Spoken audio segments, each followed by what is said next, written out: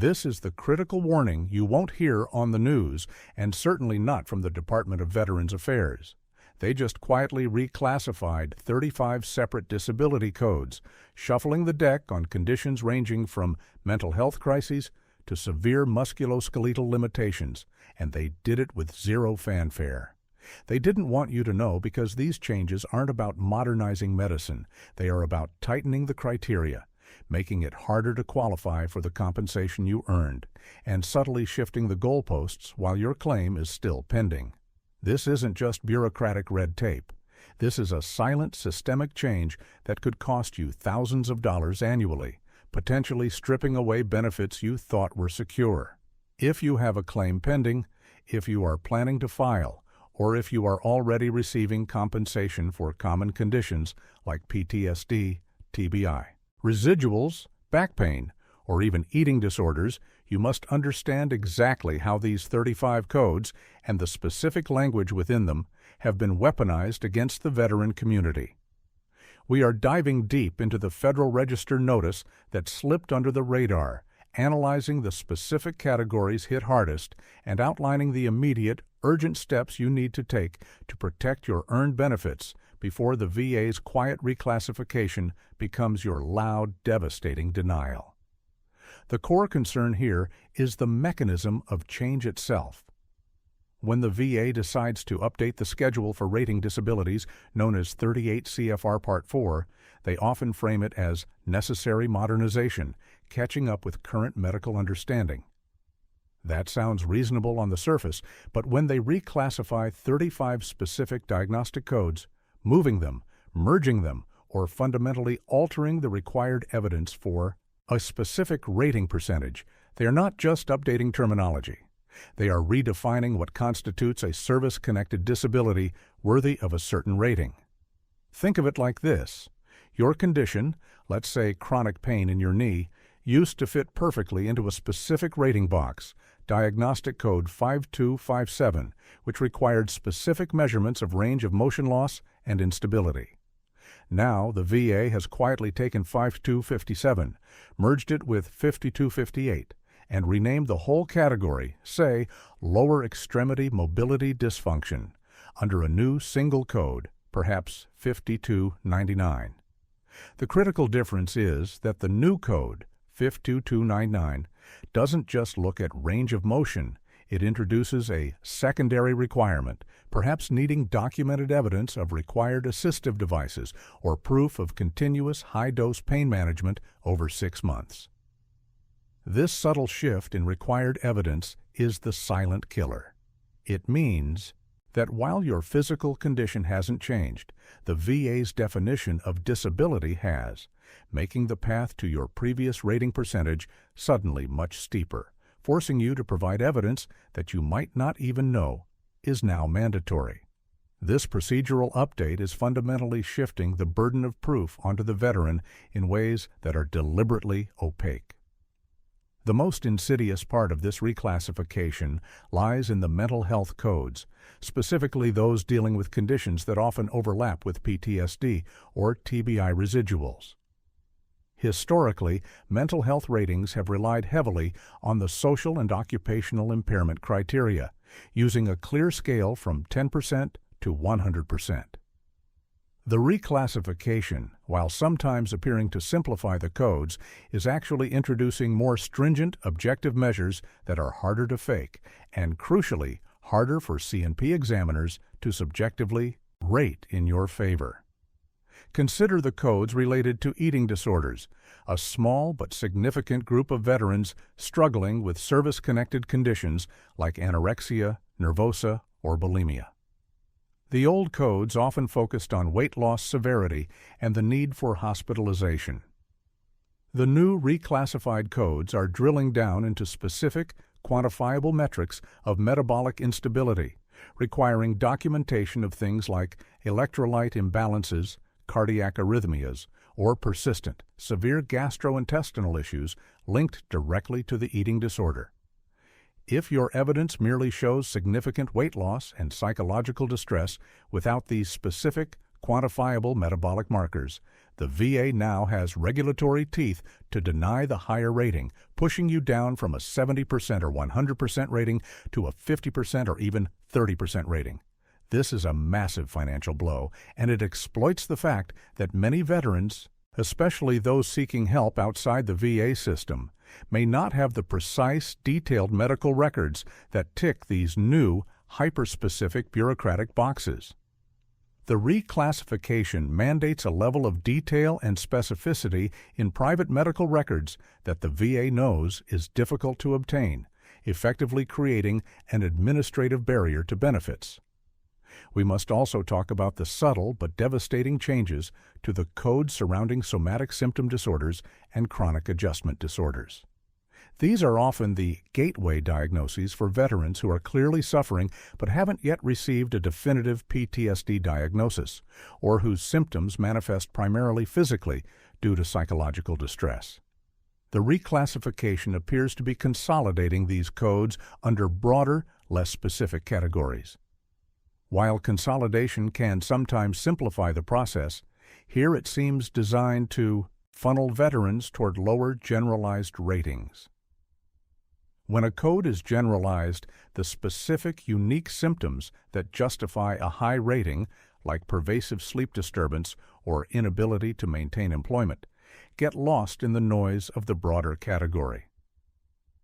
If your disability code is now merged with 3 other, less severe conditions, the C&P examiner, following the new M21 manual guidance driven by these code changes, is pressured to assign a rating that reflects the average severity of the merged category, not the extreme severity of your individual case.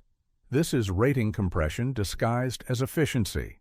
The VA is effectively betting that by blurring the lines between different but related conditions, they can reduce the overall percentage of veterans receiving the higher 70% and 100% mental health ratings. This is the mental health minefield, and veterans must be hyper-aware that their current diagnosis might now fall under a newly restrictive, merged diagnostic code that requires significantly more evidence of total social and occupational impairment than it did just 6 months ago. The subtle shift in wording from difficulty in maintaining social relationships to inability to participate in structured social environments is the difference between a 50% and a 70% rating, and these are the tiny critical shifts embedded within the 35 reclassified codes. Moving away from the psychological, the musculoskeletal mayhem created by these reclassifications is arguably the most widespread threat, simply because conditions like back pain, knee instability, and limited range of motion, ROM, are the bread and butter of veteran claims. The VA reclassified several key codes related to the spine and major joints. Historically, spinal ratings, e.g., codes 55235, 5243, relied heavily on the limitation of forward flexion, extension, and lateral movement. The new reclassified codes are placing much greater emphasis on functional loss beyond simple ROM measurements. They are demanding proof of specific, documented neurological deficits, such as radiculopathy, nerve impingement, that affects gait or grip strength, even for ratings below the 40% level. What does this mean in practice? A veteran who previously qualified for a 20% rating for their lumbar spine based purely on reduced forward flexion might now find that the reclassified code demands objective evidence of muscle atrophy or documented nerve pain radiating down the leg, even if the primary complaint remains severe, chronic back stiffness. If your C&P examiner performs the traditional goniometer measurements but fails to document the specific functional limitations required by the new code, your claim is dead on arrival. The insidious nature of this musculoskeletal reclassification is the elevation of the functional unit concept. The VA is increasingly treating the spine or a major joint not as a collection of individual movements, but as a single functional unit. While this sounds holistic, it allows the VA to argue that if one aspect of the functional unit is still performing adequately, the overall rating should be lower, even if another aspect is completely debilitated.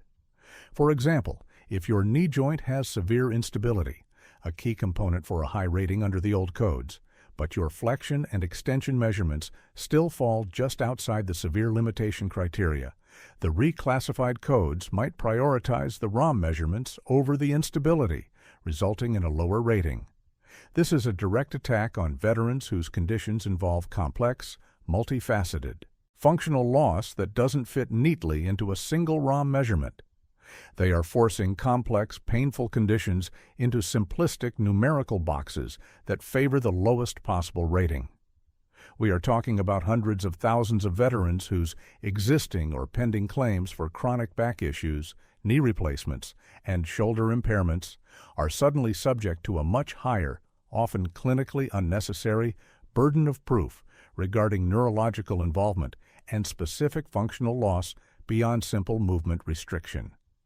This is why veterans need to immediately review their existing medical evidence against the new regulatory language for codes like 5237, cervical strain, or 5257, ankle instability, because the criteria have fundamentally, silently shifted. Then we encounter the respiratory and auditory shift, focusing on codes that affect breathing and hearing.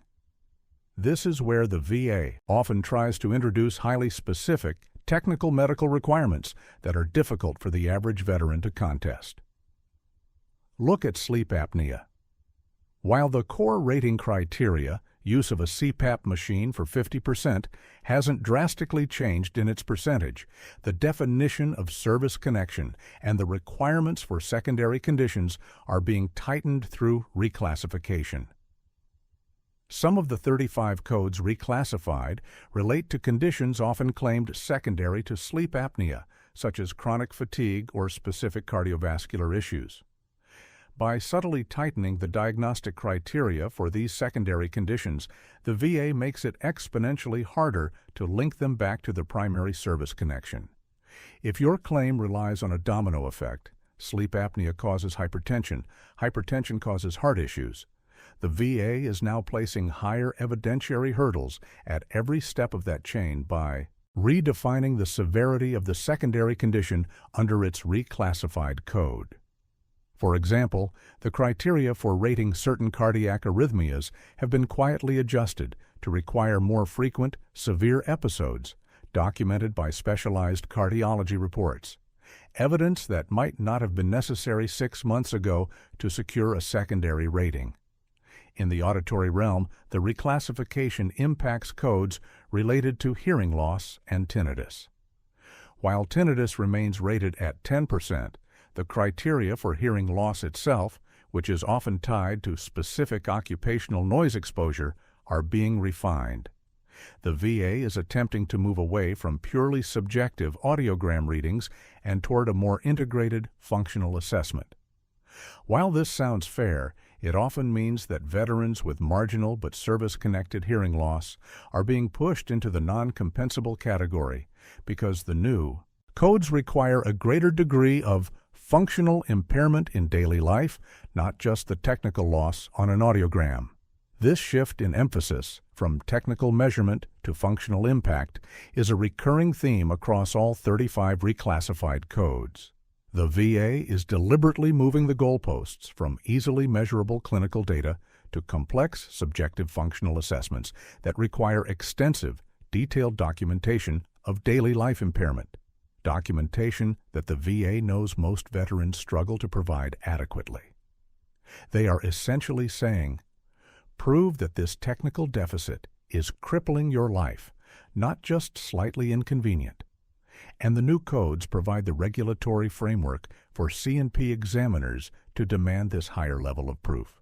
Now, let's talk about the most critical safety net, the grandfather clause trap. Whenever the VA updates the rating schedule, they institute a grandfathering rule. This rule generally states that if you are already receiving compensation for a condition, the VA cannot reduce your rating unless your condition has demonstrably improved, or they must rate you under the old, more favorable schedule if the new schedule would result in a lower rating. This sounds like protection, but the reclassification of 35 codes introduces two major, potentially devastating traps. Trap number 1, the improvement loophole. The VA is not reducing your rating because the code changed.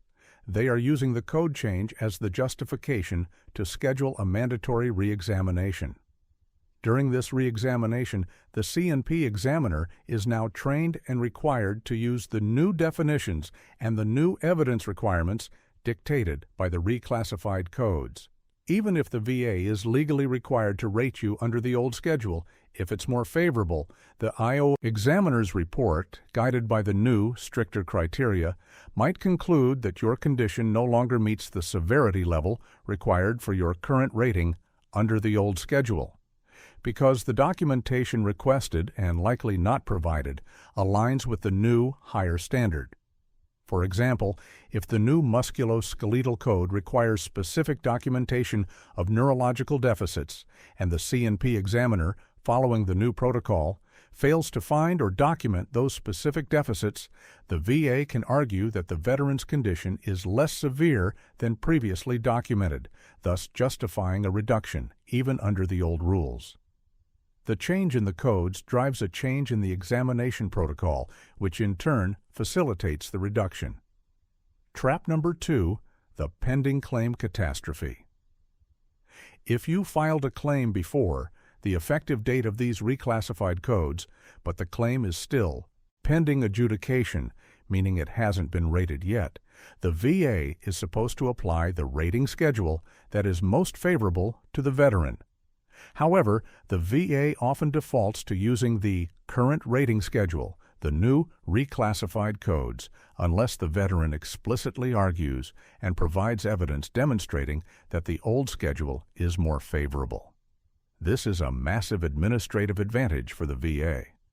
How can a veteran who doesn't even know these codes were quietly reclassified successfully argue for the application of the old NARD 5237 criteria over the new 5299 criteria? They can't unless they are specifically educated on these changes. If your claim is pending, you are immediately vulnerable to the stricter definitions, the higher evidentiary requirements, and the functional unit approach embedded in the 35 reclassified codes. This is why immediate action is necessary to amend your claim, referencing the specific old codes that were most favorable to your condition and demanding that the VA apply them before they finalize your rating using the new restrictive language. The grandfather clause is a safety net with massive holes, and the pending claim is the most exposed demographic right now. The grandfather clause trap is even more complex when we consider the concept of staged ratings. Many veterans have conditions that worsen over time, leading to multiple effective dates and multiple ratings. If you have an existing 30% rating for a condition that was reclassified and you file for an increase, the VA must consider the increase under the new code. If the new code makes it significantly harder to jump from 30% to 50% by introducing the need for objective neurological findings, for example, the VA has effectively capped your ability to increase your rating even if your condition has objectively worsened. They are using the reclassified codes not just to prevent new high ratings, but to prevent the growth of existing ratings, ensuring that the financial liability of the VA remains artificially low. This is the long game of the reclassification, slowly stifling the ability of veterans to achieve higher compensation over time, locking them into lower, inadequate ratings based on outdated or now overly restrictive criteria. The VA is banking on the veteran community's lack of awareness regarding the specific regulatory language of 38 CFR Part 4 to execute this slow, silent reduction of benefits eligibility. Now we arrive at the hidden 36th code, the unspoken rule of examiner behavior. The VA didn't just reclassify 35 codes, they updated the M21-1 manual and the C&P examination protocols that govern how examiners interact with these codes. This change in protocol is the most dangerous intangible shift. C&P examiners are now being implicitly and sometimes explicitly directed to document evidence that aligns with the new, stricter criteria, even if they are technically rating the veteran under the old schedule. This means the examiner is looking for specific keywords, specific measurements, and specific functional limitations that are required by the new code. And if they don't find them, their report will be written in a way that minimizes the severity of the condition, regardless of the veteran's subjective experience. For example, under the old rating for a specific joint condition, the examiner might have simply noted painful motion present. Under the new reclassified code, the examiner is now prompted to specifically measure and document the extent to which that painful motion affects the veteran's ability to perform activities of daily living, ADLs, requiring a detailed narrative description of the functional impact. If the veteran, during the stressful C&P exam, fails to articulate these specific functional limitations, the examiner, following the new M21 guidance, may simply write, "Veteran reports pain, but no observable limitation in ADLs noted," which is a death knell for the claim, even if the veteran is truly incapacitated at home. The VA has outsourced the enforcement of the new, stricter codes to the examiners, forcing them to adopt a skeptical, deficit-focused documentation style that aligns with the reclassified, higher evidentiary hurdles. This unspoken rule, the shift in C&P examiner behavior, is the real 36th code, and it applies to every single veteran walking into an examination room today, regardless of whether their specific condition was one of the 35 officially. Reclassified. The system is designed to look for reasons to deny, and the reclassified codes provide the administrative ammunition. To illustrate the depth of this structural sabotage, let's look at the specific category of TBI residuals. While TBI itself often falls under a complex matrix, the reclassified codes affect the residuals: the chronic headaches, memory loss, and cognitive dysfunction that result from the injury. The reclassification appears to be shifting the focus away from subjective reports of cognitive difficulty and toward objective neuropsychological testing results. For a veteran with service-connected TBI residuals, the old code might have allowed a 50% rating based on frequent, severe headaches and documented memory loss reported by the veteran and family. The new reclassified residual codes are increasingly demanding evidence of measurable, quantifiable deficits on standardized cognitive assessment tests. If you haven't undergone recent comprehensive neuropsych testing, or if your testing results are ambiguous, the VA can now use the reclassified code to argue that your subjective complaints, while valid, do not meet the objective functional impairment threshold required for the higher rating. This is a deliberate attempt to introduce clinical barriers that only veterans with extensive, specialized medical care can overcome. The reclassification of these 35 codes is not a simple update. It is a fundamental, administrative restructuring of the compensation system designed to reduce overall payouts by demanding unattainable levels of evidence for subjective conditions. The urgency of this situation cannot be overstated. If you have an intent to file, ITF pending, or a claim that is currently sitting in the backlog, you are in a race against the clock. The VA is actively processing claims using the new procedural guidance derived from these reclassified codes. If you wait for the denial, you have lost precious time and entered the arduous appeals process, which can take years. The immediate action plan requires 3 critical steps, each one designed to counter the VA's silent reclassification strategy. Step 1. Identify your current and potential diagnostic codes. You need to know the specific 4-digit codes the VA is using for your service-connected conditions. If you have a pending claim, research the old 38 CFR Part 4 language for those codes and compare it, line by line, to the new, reclassified language. Look for the subtle shifts in wording: difficulty performing versus inability to perform, or requires assistive device versus requires continuous use of assistive device. This comparison is your regulatory roadmap. If you see that the old language is significantly more favorable, you must immediately submit a formal letter to the VA, citing the effective date of the new rating schedule and demanding that your claim be adjudicated using the old, more favorable rating criteria, referencing the specific diagnostic code numbers. This creates a mandatory administrative record that the VA cannot ignore later in the appeals process. Step 2. Bolster your evidence for functional loss. Since the reclassification uniformly emphasizes functional impairment over simple diagnosis, you must gather evidence that documents how your disability affects your daily life. This means detailed, contemporaneous buddy statements, spousal statements, and personal statements that specifically address the functional limitations required by the new codes.